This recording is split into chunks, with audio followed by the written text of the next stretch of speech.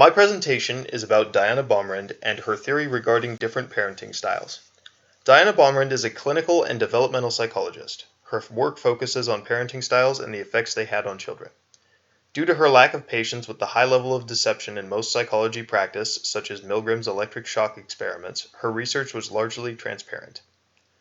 Baumrind establishes three models of parenting style, each of which is characterized by different child behavioral outputs. The authoritarian style, which emphasizes high discipline at the cost of emotional warmth. The permissive style, which emphasizes emotional warmth and child-pleasing tendencies over any form of discipline. And the authoritative style, which, much like Goldilocks' third bowl of porridge, is just right, insofar as it combines discipline with encouragement and nurturing. Each of these parenting styles have specific behavioral tendencies associated with them.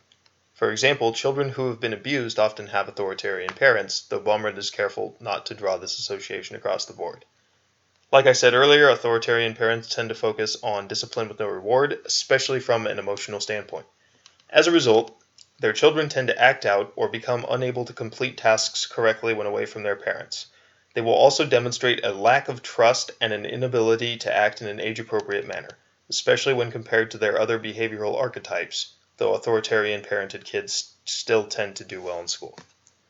Permissive parents are the diametric opposite of authoritarian parents, though their children's behaviors aren't exactly opposed. Permissive children are free of restraint and typically demonstrate a frustration toward being asked to follow societal expectations if they don't line up with the children's own motives. Similarly, these children may struggle to empathize with different worldviews, and they may demonstrate impulsive or uncontrolled behavior. This parenting style is thought to produce the stereotypical spoiled child.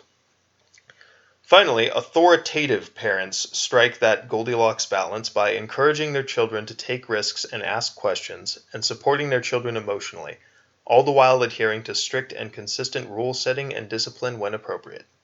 As a result, their children usually exhibit a higher degree of self-driven success than the other two groups.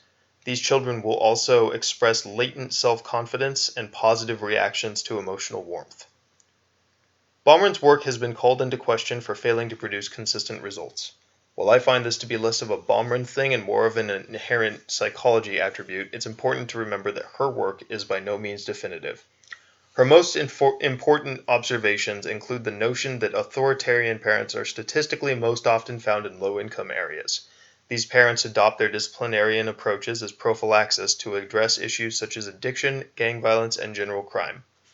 While this may be effective, Baumrind suggests that adopting a more authoritative approach could have a more positive effect on impoverished youth. Baumrind also notes that her theory may not apply to non-American cultures, many of which default to authoritarian approaches.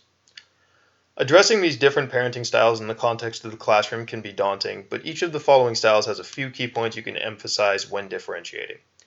Authoritarian styles will often need conscious discipline, a soft voice and tone, reassurance, emotional warmth, and general support. Just because they're working doesn't mean they're relaxed or feeling safe. Permissive styles may require strict rules, consistent procedures, and constant reinforcement of concepts, though not at the expense of emotional warmth.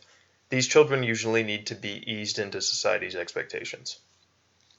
Finally, authoritative styles will usually be your quote-unquote easiest students to teach and may exhibit leadership qualities beyond their age, though you should not exclude them entirely from your support and interaction. It's easy to forget that students who are on top of their work and social responsibilities still need guidance. It's also worth noting that a fourth style, courtesy of Eleanor McCoby and John Martin, was later added to Baumrind's paradigm, the neglectful parenting style, which, contrary to the second and third words in its title, involves little to no parenting on behalf of the guardian. As a result, neglected children tend to act out in unusual ways, crave attention, participate in poor relationships, and experience depression. Students who have been neglected will usually appear withdrawn or emotionally distant, and may respond to positive affirmations with hostility or mistrust. As such, constant support and attention are required to offset erratic behavior and frequent outbursts.